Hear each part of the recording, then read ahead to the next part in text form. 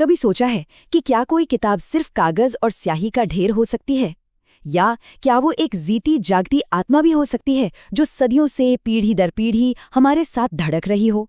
आज हम एक ऐसी ही रचना की दुनिया में उतरने वाले हैं, रामचरितमानस। ये सिर्फ एक कहानी नहीं है, ये तो भक्ति का एक ऐसा महासागर है जिसे कवि तुलसीदास ने हम सबके लिए रचा। सोचिए जरा कि क्या हो अगर एक नाम, बस एक नाम, उस देवता से भी ज्यादा शक्तिशाली हो जिसका वो नाम है। अब ये जो सवाल है ना, ये कोई मामूली सवाल नहीं है, ये इस पूरे महाकाव्य के दिल की धड़कन है। और ये हमें एक ऐसे गहरे दार्शनिक सच की तरफ ले जाता है जो शायद हमें झकझोर कर रख दे। तो इस विशाल ग्रंथ के पीछे कौन है? महान कवि तुलसीदास। जरा उनके नजरिए से सोचिए, उनके सामने कितनी बड़ी, कितनी विशाल चुनौती रही होगी। उस ईश्वर की कहानी को शब्दों में बांधना जो खुद शब्दों से परे है।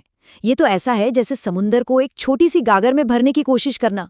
और तुलसीदास जी खुद अपनी इस कोशिश के बारे में कितनी विनम्रता से बात करते हैं। वो कहते हैं, मति अति नीच, ऊंच रुचि आछी, चेह अमय जग जुरै न छाछी। मतलब मेरी बुद्धि तो बहुत छोटी है, लेकिन मेरी इच्छा, मेरी आरजू बहुत ऊंची है। मैं चाहता तो अमृत हूँ, लेकिन दुनिया में मुझे छाछ तक नसीब नहीं हो रही। किसी भी रचनाकार के दिल की बात, उसकी दुविधा इससे बेहतर कैसे कही जा सकती है ना? तो उन्हें बस एक ही उम्मीद थी कि जो अच्छे लोग हैं, जो सज्जन लोग हैं, वो उनकी इस कोशिश को, उनके इस काव्य को ठीक वैसे ही सुनेंगे जैसे एक माँ बाप अपने बच्चे की टूटी फूटी तोतली बातों को बड़े प्यार से, बड़े चाव से सुनते हैं। वो उसकी गलतियों पर ध्यान नहीं देते, बस उसके भाव को देखते हैं। तो फिर सवाल उठता है कि तुलसीदास जी ने इतनी बड़ी चुनौती का सामना आखिर किया कैसे? उन्होंने अपनी कविता लिखने की काबिलियत पर भरोसा नहीं किया, नहीं। उन्होंने सिर्फ और सिर्फ एक चीज पर भरोसा किया, और वो था राम नाम का बल, उस नाम की शक्ति। और यहाँ तुलसीदास जी एक ऐसी बात कहते हैं जो सुनने में हैरान कर देती हैं। वो कहते हैं, मोरे मत बढ़ नाम दहूते, किए जही जुग निज बस निज बूते। यानी उनके हिसाब से जो नाम है वो खुद ईश्वर के साकार यानी जिसका रूप है, और निराकार यानी जो बिना रूप के है, उन दोनों से भी बड़ा है। अब ये कैसे हो सकता है? वो आगे कहते हैं, क्योंकि नाम ने अपनी ताकत से, अपने बल से इन दोनों को अपने वश में कर लिया है। इस बात को समझने के लिए आइए इस तुलना को देखते हैं। एक तरफ है राम अपने साकार रूप में, और दूसरी तरफ है राम का नाम। तो देखिए, जब भगवान राम धरती पर थे, उन्होंने कुछ ही लोगों का उद्धार किया, जैसे अहिल्या, शबरी, जटायु। लेकिन उनके नाम ने तो अनगिनत पापियों को मुक्ति दिला दी। राम के काम एक खास समय और जगह तक सीमित थे, पर उनका नाम, वो तो आज भी इस कलयुग में हम सबके लिए इस भवसागर को पार करने की नाव है। और इस नाम की शक्ति का इससे बड़ा सबूत, इससे बड़ा प्रमाण और क्या हो सकता है कि स्वयं भगवान शिव, जो अविनाशी हैं, वो भी राम नाम का जाप करके ही अमर हुए हैं। सोच के देखिए, खुद देवता भी इस नाम पर निर्भर हैं।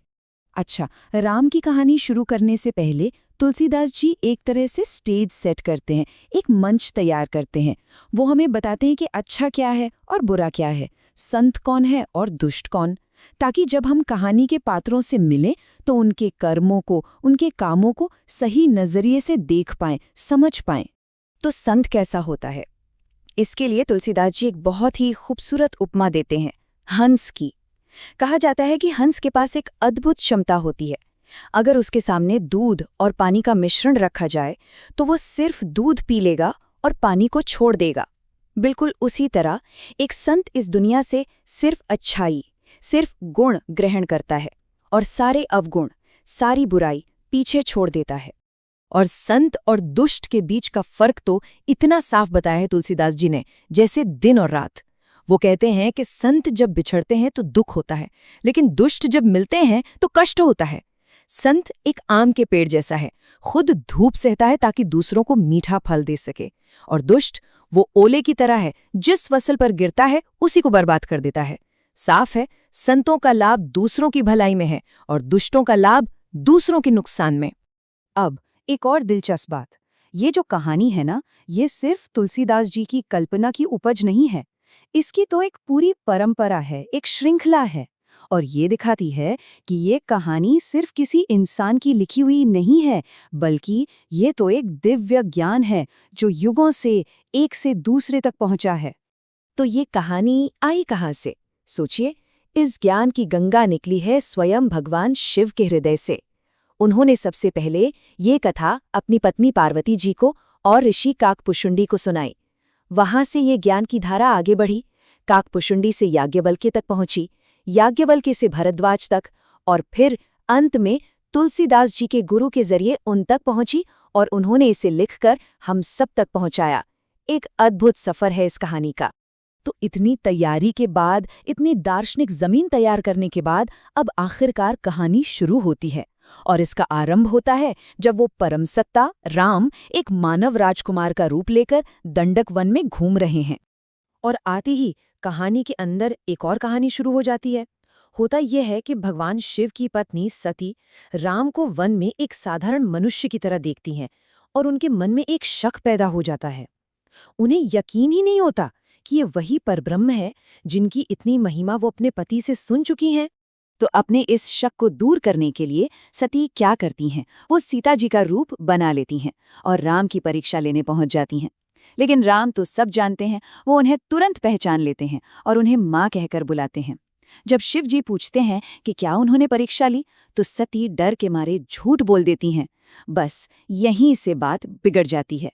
शिव ध्यान लगाकर सब सच जान लेते हैं और उनके इस अविश्वास और झूठ से इतने दुखी होते हैं कि वो संकल्प ले लेते हैं कि सती के उस शरीर को वो अपनी पत्नी के रूप में कभी स्वीकार नहीं करेंगे। और विश्वास का ये टूटना एक बहुत बड़े लौकिक नाटक की नींव रख देता है। अब अंत में आते हैं तुलसीदास जी। इस पूरे ग्रंथ का सार, इसका मकसद समझाने के लिए एक बहुत ही अद्भुत, एक बहुत ही गहरा रूपक, एक मेटाफर सामने रखते हैं। और वो रूपक इसके नाम में ही छिपा है, रामचरितमानस। इसका मतलब क्या है? राम के चरित्रों का, उनके कर्मों का मानस यानी सरोवर, एक झील। तो ये सिर्फ एक किताब नहीं है, ये मन को साफ करने वाला, आत्मा को धोने वाला एक पवित्र सरोवर है। और इस सरोवर को बनाया भी कितनी खूबसूरती से गया है। इस ग्रंथ में जो 4 अलग अलग संवाद हैं, वो इस झील के 4 सुंदर घाट हैं, जहां उतरकर इसमें डुबकी लगाई जा सकती है। इसके छंद और दोहे वो पानी की सतह पर खिले हुए खूबसूरत कमल के फूल हैं। उनका जो गहरा अर्थ है वो इन कमलों की महक है। जो 7 कांड या किताबें हैं वो इस सरोवर की 7 गहराइयां हैं। और इस सरोवर के चारों तरफ जो उपजाऊ जमीन है वो है अटूट विश्वास, अटूट आस्था। तो इस पूरे मानस सरोवर का मकसद क्या है? बहुत साफ है।